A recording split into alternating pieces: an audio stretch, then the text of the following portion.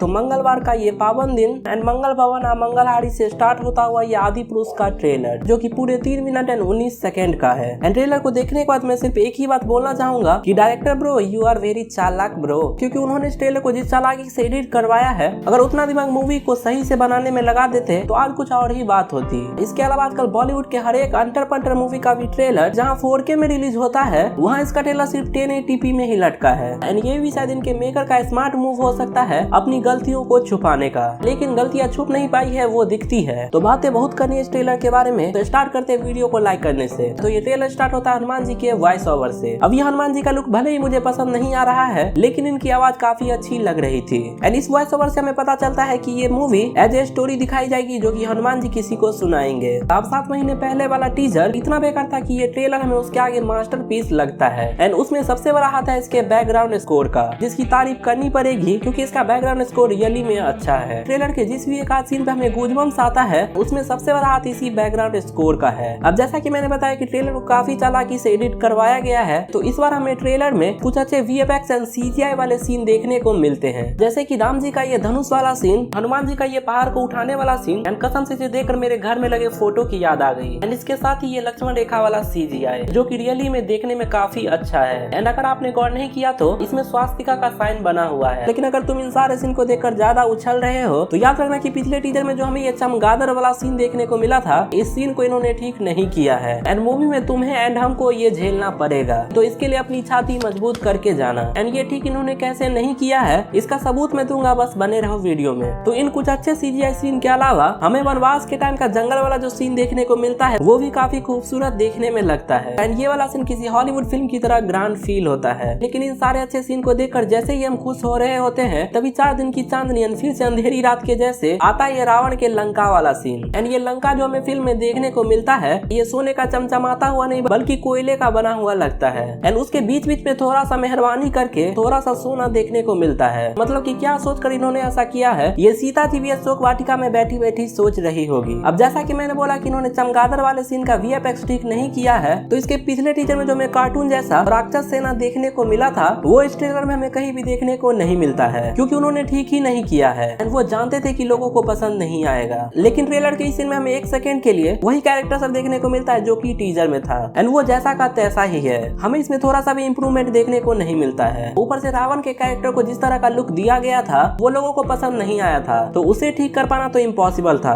क्योंकि फिल्म की शूटिंग फिर से करनी पड़ती। तो इसीलिए उन्होंने ट्रेलर में रावण के लुक को दिखाया ही नहीं है, सिवाय इस सीन के जब वो सीता को हरने आते हैं। एंड सबको पता कि वो साधु के भेष में आते हैं, तो इस टाइम तो उनके बाल एंड दाढ़ी बड़ी होगी ही। इसके साथ ही ट्रेलर के लास्ट में जब रावण को दिखाया जाता है तब डायरेक्टर अपनी इज्जत रावण के लुक को बचाते हुए सिर्फ उसके ब्लू आईज को दिखाया जाता है। वैसे कुछ लोगों का ये भी मानना है कि श्री राम के कैरेक्टर के लिए प्रभास को लेना सही चॉइस नहीं था, क्योंकि वो श्री राम की तरह नहीं लग रहे हैं एंड उनके चेहरे पर श्री राम के जैसा तेज नहीं है। लेकिन मेरा ऐसा मानना नहीं है कि प्रभास सही चॉइस नहीं है, क्योंकि ये वही प्रभास है जिसे हमने एज ए बाहुबली देखा है। एंड जैसा बाहुबली का कैरेक्टर था वो तेज हमें बाहुबली मूवी में प्रभास के चेहरे में देखने को मिलता है। एंड ये काम होता है एक डायरेक्टर का, क्योंकि डायरेक्टर का काम है इमेजिन करके मेकअप आर्टिस्ट को बताना कि किस तरह का लुक देना है। अगर इन्हें सही से लुक दिया गया रहता तो ये और अच्छे लग सकते थे। सबसे बड़ी कमी तो मुझे इनके बाल में लगती है, इसमें जेल लगाया गया या ऑयल ये कुछ ज्यादा ही मेंटेन लगते हैं, जो कि मेरे हिसाब से इतना नहीं रहना चाहिए। अब लास्ट में श्री राम से यही प्रार्थना है कि कोई मिरेकल कर दे, जैसा कि इसके मेकर दावा कर रहे हैं, तो ये मूवी हमें थिएटर में रियली में अच्छा लगे, क्योंकि आखिरकार हम सब चाहते हैं कि ये मूवी अच्छी रहे। तो इसी के साथ वीडियो को खत्म करते हैं। वीडियो पसंद आया तो लाइक करके चैनल को सब्सक्राइब कर लेना।